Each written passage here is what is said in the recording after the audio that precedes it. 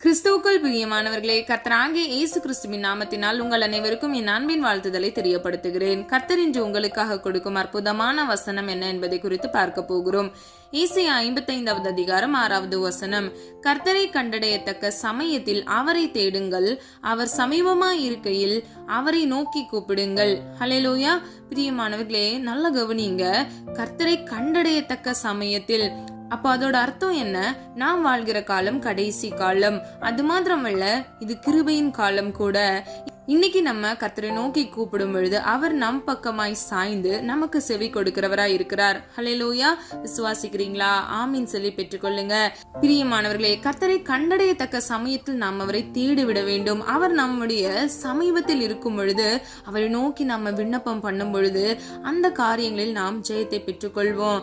இல்லைன்னு வச்சுக்கோங்களேன், ஒருவன் பாவம் பண்ணிக்கிட்டே இருக்கான், ஆனா கர்த்தரை தேடவே இல்லை, கடைசியில பாத்துக்கலாம் அப்படின்னு சொல்லிட்டு அவன் பாவம் பெருகி கொண்டே இருந்துச்சு அப்படின்னா அவனுடைய முடிவோ கொடூரமா இருக்கும். பிரியமானவர்களே, நீங்க செய்யறது தப்புன்னு தெரிஞ்சா அதை நீங்க இன்னைக்கே ஒப்பு கொடுத்து மனம் திரும்பிடுங்க.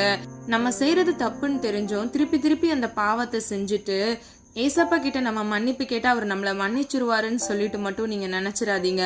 கர்த்தரை கண்டடையத்தக்க சமயத்துல அவரை நோக்கி கூப்பிட வேண்டும் என்று சொல்கிற இந்த வசனத்தின் படியே இன்னைக்கு நம்ம வாழ்ற காலம் கிருபையின் காலத்தினால மாத்திரமே அவர் நம் பக்கமாய் சாய்ந்து நம்முடைய விண்ணப்பத்தை கேட்பார். ஆனா இனி வருகிற காலம் உபத்திரவ காலம், மகா உபத்திரவ காலம்.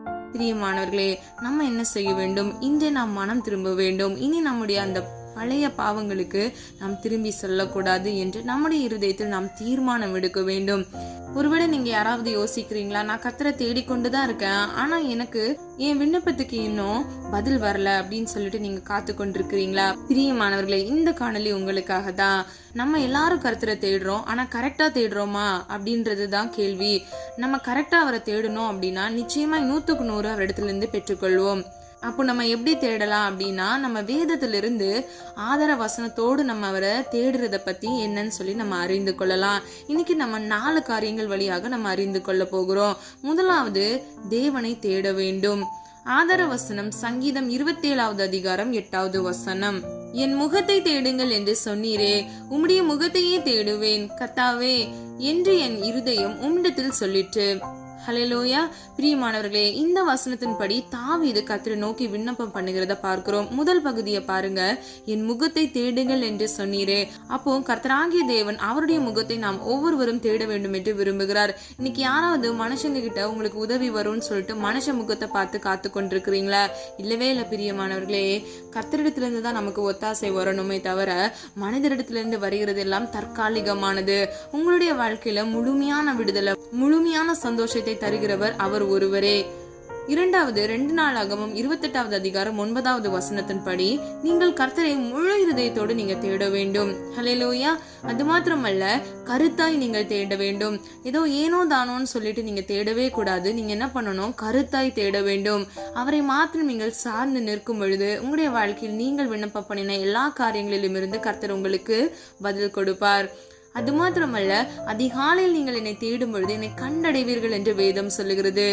இரண்டாவதாக, தேவராஜ்யத்தை தேட வேண்டும். முதலாவது தேவனுடைய ராஜ்யத்தையும் அவருடைய நீதியையும் தேடுங்கள், அப்பொழுது இவைகள் எல்லாம் உங்களுக்கு கூட கொடுக்கப்படும். ஹல்லேலூயா.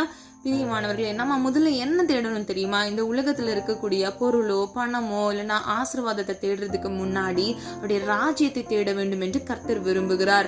அவருடைய ராஜ்யத்தை நம்ம தேடும் பொழுது அவர் நமக்கு எல்லாவற்றையும் என்ன செய்வாராம்? கூட கொடுப்பேன் என்று சொல்றாரு. அப்போ உங்க கடன் பிரச்சனைகள் மாறிடும், உங்களுடைய சரீரத்தில் இருக்கிற நோய்கள் மாறும். ஒருவேளை உங்களுக்கு குழந்தை பாக்கியம் இல்லையா? உங்களுக்கு குழந்தை பாக்கியத்தை கர்த்தர் கொடுப்பாரு. பிரியமானவர்களே, உங்களுடைய சந்ததியை கர்த்தர் ஆசீர்வதிப்பார், உங்களுடைய தலைமுறைகளை அவர் ஆசீர்வதிப்பார். இதுக்கு நீங்க ஒண்ணுதான் செய்யணும். இந்த வசனத்தின்படி நீங்கள் கீழ்ப்படிய வேண்டும். என்னுடைய ராஜ்யத்தை எல்லாராலையும் தேட முடியாது. ஏன் தெரியுமா? நிறைய சட்ட திட்டங்கள் இருக்கு, கற்பனைகள் இருக்கு. அதன்படி செய்கிறவனே பாக்கியவான் என்று வேதம் சொல்லுகிறது. பாக்கியவான் என்றால் ஆசீர்வதிக்கப்பட்டவன். பிரியமானவர்களே, பரலோகத்துக்கு போகிற வழி விசாலமானது அல்ல, அது இடுக்கமான வாசல் வழியாக தான் நம்ம உட்பிரவேசிக்க வேண்டும் என்று வேதம் சொல்லுகிறது. அப்போ என்ன இடுக்கமான வழி அப்படின்னா, பிரியமானவர்களே, இந்த உலகத்துல இருக்கக்கூடிய இச்சைகள், போராட்டங்கள், விபச்சாரங்கள், நம்முடைய கண்களினால வருகிற எல்லா வகையான பாவங்கள், பெருந்தீனிகள், இப்படிப்பட்ட காரியங்கள் எல்லாம் இந்த உலகத்துக்குரியவைகள். பிரியமானவர்களே, ஒரு நிமிஷம் நல்லா யோசிச்சு பாருங்க. நம்ம வீடு வாங்கலாம், கார் வாங்கலாம், நம்ம சம்பாதிக்கலாம். ஆனா பரலோகத்துக்கு இதை எதையுமே நம்ம எடுத்துட்டு போக முடியாது. இதெல்லாம் இந்த உலகத்துக்குரியவைகள். இது வெறும் தற்காலிகமானது. ஹல்லேலூயா. பிரியமானவர்களே, இயேசு இப்படியாக சொல்கிறார், உலகம் முழுவதையும் நீ ஆதாயப்படுத்தினாலும் உன் ஜீவனை நீ நஷ்டப்படுத்தினால் உனக்கு லாபம் என்ன? அப்போ நம்ம கஷ்டப்பட்டு சம்பாதிச்சு கார் வாங்கலாம், பணம் சேர்க்கலாம், நகை வாங்கலாம், எல்லாமே நம்ம கிட்ட இருக்கும். ஆனா நம்ம ஜீவனை நம்ம நஷ்டப்படுத்திட்டோம், ராஜ்யத்தை தேடாம இருந்துட்டோம் அப்படின்னா நமக்கு லாபம் என்ன? பிரியமானவர்களே, ஆராய்ந்து பாருங்க. இன்னைக்கு நீங்க கண்டிப்பா மனம் திரும்ப வேண்டும் என்று கர்த்தர் விரும்புகிறார். பிரியமானவர்களே, தேவனை கண்டடையத்தக்க சமயத்தில் அவரை நாம் தேட வேண்டும். அவர் நம் சமீபத்தில் இருக்கும் பொழுதே நாம் மனம் திரும்ப வேண்டும். ஹல்லேலூயா. மூன்றாவதாக மேலானவைகளை தேட வேண்டும். ஆதார வசனம் கொலோசியர் 3:1 நீங்கள் கிறிஸ்துவுடனே கூட எழுந்ததுண்டானால் கிறிஸ்து தேவனுடைய வலது பாரிசத்தில் வீற்றிருக்கும் இடத்தில் உள்ள மேலானவைகளை தேடுங்கள்.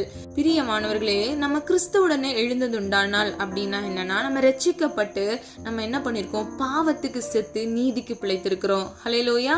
பழையன கலைந்து போயின, எல்லாம் புதிதாயின. முந்தினதை நீங்கள் நினைக்க வேண்டாம், பூர்வமானதை சிந்திக்க வேண்டாம், சகலமும் புதிதாயின என்று வேதம் சொல்லுகிறது. நீங்க என்னைக்கு ரட்சிக்கப்பட்டு ஞானஸ்தானம் எடுத்தீங்களோ உங்களுடைய பழைய வாழ்க்கை எல்லாம் முடிஞ்சு போனது. நீங்கள் கிறிஸ்துவுக்குள் தேவனுடைய சாயலுக்கு ஒப்பாக புதிய சிருஷ்டியாக இருக்கிறீங்க. பிரியமானவர்களே, நீங்க கிறிஸ்துவுடனே கூட உங்க பாவ வாழ்க்கையை விட்டு நீங்க பரிசுத்தமாய் வாழ்வதற்கு நீங்கள் உங்களை அர்ப்பணித்து நீங்கள் கிறிஸ்துவுடனே கூட எழுந்ததுண்டானால் நீங்கள் அவருடைய வலது பாரிசத்தில் வீற்றிருக்கிற மேலானவைகளை நீங்கள் தேடும் பொழுது கர்த்தர் தாமே உங்களுடைய எல்லா விண்ணப்பங்களையும் கேட்டு உங்களை ஆசீர்வதிப்பார். அது மாத்திரமல்ல, ஆவிக்குரிய உன்னத காரியங்களினால் உங்கள் ஒவ்வொருவரையும் ஆசீர்வதிப்பார். ஒருவேளை நீங்க யாராவது ரட்சிக்கப்பட்ட பின்பு, ஞானஸ்தானம் எடுக்கப்பட்ட பின்பு நீங்க மறுபடியும் அந்த பாவத்துல விழுந்து போய் கிடக்குறீங்களா? பிரியமானவர்களே, இன்னைக்கே நீங்க மனம் திரும்புங்க. இது கிருபையின் காலம். நீங்கள் கர்த்தரை கண்டடையத்தக்க சமயத்தில் தேடுங்கள் என்று வேதம் சொல்லுகிறது. இந்த நாட்களை நீங்க மிஸ் பண்ணிட்டீங்க அப்படின்னா இனி ஒரு நாட்கள் ஒரு நாளும் வராது. கடைசி காலம் மிகவும் கொடுமையாக இருக்கும். ஐயோ என்று அவலமிடும் காலம் வரப்போகிறது. பிரியமானவர்களே, நீங்க அதற்குள்ள நீங்க ஒப்புரவாகுங்க. கர்த்தருடைய சமூகத்துல நீங்கள் மனம் திறந்து விண்ணப்பம் பண்ணுங்கள். கர்த்தர் தாமே உங்களுடைய எல்லா ஜெபத்தையும் கேட்டு உங்களுக்கு உங்களுடைய பாவ அடிமைத்தனத்திலிருந்து உங்களை விடுவித்து உங்களை பாதுகாப்பாராக. ஹல்லேலூயா. 2 கொரிந்தியர் 5:1 நித்தியத்திற்கு உரியதை தேட வேண்டும்.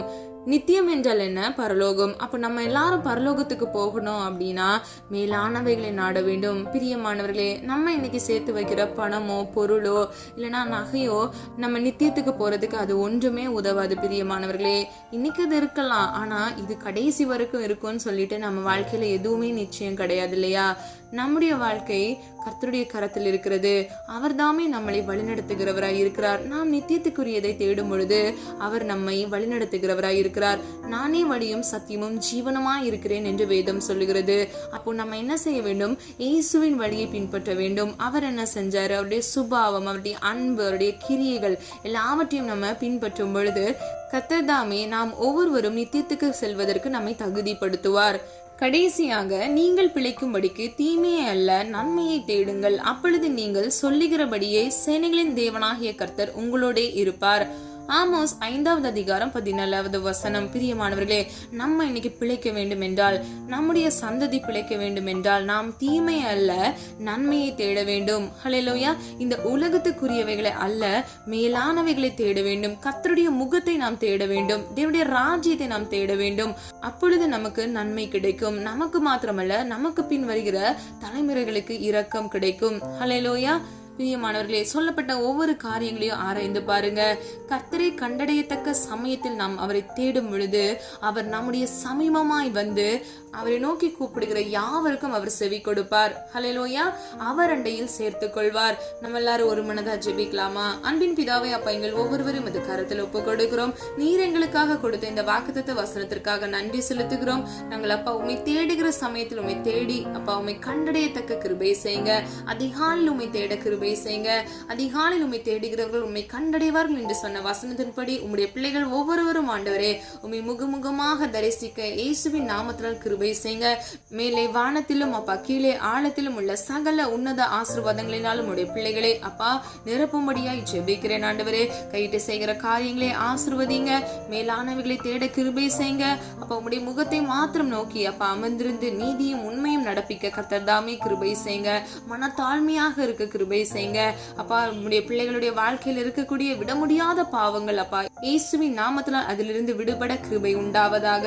காலைதோறும் உடைய கிருபை புதிதாய் இருக்குமே. உம்முடைய பிள்ளைகளை புது புது கிருபைனாலும் நன்மைனாலும் ஆசீர்வதிக்கும்படியாய் ஜெபிக்கிறேன் அப்பா. ஆண்டவரே உலகம் முழுவதை நாங்க ஆதாயப்படுத்தி எங்களுடைய ஜீவனை நஷ்டப்படுத்தினா அது எங்களுக்கு ஒரு லாபமும் இருக்காதுப்பா. ஆண்டவரே உம்முடைய பிள்ளைகள் எல்லாரும் ஆண்டவரே இந்த உலகத்துக்குரிய ஆசீர்வாதத்தினாலும் அப்பா உன்னதத்துக்குரிய ஆசீர்வாதங்களினாலும் பரிபூரணத்தினால் நிறைந்து அப்பா இளைப்பாறுதல் தேசத்தை நாங்கள் ஒவ்வொருவரும் சுதந்திரித்துக் கொள்ள கர்த்தர் தாமே எங்களுக்கு கிருபை செய்யுங்க. வலது இடதுபுறம் சாய்ந்து விழுந்து போய் விடாதபடிக்கு உம்முடைய நித்திய பரிசுத்த வழியில அப்பா நடக்க கிருபை செய்யுங்க. உமக்கு பிரியமாய் வாழ கிருபை செய்யுங்க. உம்முடைய சித்தத்தை செய்ய எங்களுக்கு கிருபை செய்யுங்க. எங்களுடைய வாழ்க்கையில் இருக்கிற எல்லா குற்றங்கள் குறைகளையும் மன்னித்து அப்பா எங்களை அப்பா நித்தியத்துக்கு ஆயத்தப்படுத்துங்க. உண்மையே நம்பி இருக்கிறோம் ஆண்டவரே. நீங்க எங்களை ஒரு நாளும் கைவிடாத தேவன் அப்பா. உண்மை நம்புகிறவர்கள் வெட்கப்பட்டு போவதில்லை என்று வேதம் சொல்லுகிறது. அப்பா நீங்க எங்களுடைய வாழ்க்கையில சொன்னதை செய்யும் அளவும் எங்களை கைவிடாத தேவனாக இருக்கிறீர் ஆண்டவரே. உடைய பிள்ளைகளுடைய வாழ்க்கையில் இருக்கக்கூடிய தற்காலிகமான பிரச்சனைகள் போராட்டங்களில் இருந்து இயேசுவின் நாமத்தால் ஒரு விடுதலையை கட்டளையிடுங்க. அவர்களுக்கு நீர் கொடுத்த வாக்குத்தத்த வசனத்தை அவருடைய வாழ்க்கையில சுதந்திரித்துக் கொள்ள இயேசுவின் நாமத்தினால் அப்பா அவர்களுக்கு ஒரு கிருபை உண்டாவதாக. அதி சீக்கிரத்தில் தகப்பனே உடைய பிள்ளைகளுடைய வாழ்க்கையில அற்புதத்தை காண கிருபை செய்யுங்க. கர்ப்பத்தின் கனிக்காக காத்து கொண்டிருக்கிற ஒவ்வொரு பிள்ளைகளையும் இயேசுவின் நாமத்தால் பரிபூர்ண நன்மையினால் ஏற்ற வேளையில் அப்பா கர்ப்பத்தின் கனியை ஆசீர்வதித்து பிள்ளைகளின் தலையை நீர் உயர்த்த போகிறீர். அதற்காக நன்றி செலுத்துகிறோம் ஆண்டவரை. இம்மட்டும் நடத்தி வந்த தேவன் இனிவர நாட்கள் ஆண்டவரை உடைய பிள்ளைகளை நடத்துங்க ஆண்டவரை. இந்த புதிய நாளை கர்த்தருடைய கரத்தில் ஒப்புக் கொடுக்கிறேன். தீங்கொன்றும் அணுகாதபடிக்கு இவர்களையும் இவர்கள் குடும்பங்களையும் தீங்கிலிருந்து விலக்கி இயேசுவின் ரத்தத்துக்குள்ள மூடி மறைத்து பாதுகாத்துக் கொள்ளுங்க. உடைய கரத்தில் அர்ப்பணிக்கிறோம், தாழ்த்துகிறோம், வெறுமையாக்குகிறோம். உடைய நாம மாத்திரம் மகிமைப்படுவதாக. இயேசுவின் மூலம் ஜெபிக்கிறோம் பிதாவே, ஆமேன். கர்த்தராகிய தேவன் தாமே உங்களுடைய வாழ்க்கையை வெளிச்சமாய் மாற்றி நீங்கள் தேடுகிற சமயத்தில் கர்த்தரை கண்டடைந்து உங்களுடைய வாழ்க்கை ஆசீர்வாதமாக இருக்க உங்கள் ஒவ்வொருவருக்கும் கிருபை செய்து ஆசீர்வதிப்பாராக. God bless you. பிரியமானவர்களே, இந்த வீடியோ உங்களுக்கு பிடிச்சிருந்துச்சுன்னா லைக் பண்ணுங்க, சப்ஸ்கிரைப் பண்ணுங்க, பெல் ஐகான் கிளிக் பண்ணுங்க.